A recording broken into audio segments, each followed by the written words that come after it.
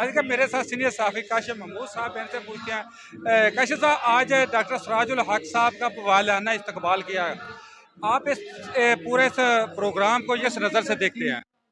जी बिल्कुल, ये जो है ना वज़ीराबाद की अवाम ने आज साबित कर दिया है कि वो जमात इस्लामी के जो है ना वो कितना जमात इस्लामी से मोहब्बत करते हैं। कसीर तादाद में लोगों ने यहाँ पर इस्तकबाल किया है और इस जो मौजूदा हुकूमत ने जो महंगाई की है और पेट्रोल की कीमतें बढ़ाई हैं, उसको जो मुस्तरद किया है, उन्होंने ऐलान किया है कि वो जो इस हुकूमत को जो है ना वो बिल्कुल तस्लीम नहीं करते।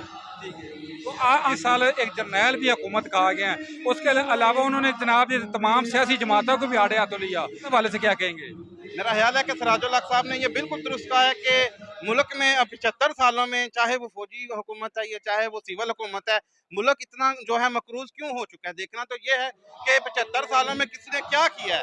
हर चीज़, हर मौसम, हर जो है मादनियात मुल्क में मौजूद है, लेकिन फिर भी मुल्क नीचे क्यों गया है, इसका कभी तो एहतसाब इस चीज़ का होगा कि कौन इस चीज़ का जिम्मेदार है। अब उन्होंने मुतालबा किया, सराजुल हक ने अवाम से अपील की है कि इस दफ़ा जो है ना वो जमात इस्लामी को जो आप मुंतखब करवाएं और देखें जैसे KPK में उन्होंने हुकूमत की और KPK का निज़ाम बेहतर चलाया था, वो मुल्क का निज़ाम भी बेहतर चलाएंगे। सराजुल हक ने ये आज अवाम से अपील की है कि जो जनरल इलेक्शन में उन्हें मुंतखब करवाया जाए और वो बताएंगे लोगों को कि किस तरह मुल्क में इस्लामी निज़ाम को नाफज किया जाएगा। बहुत शुक्रिया।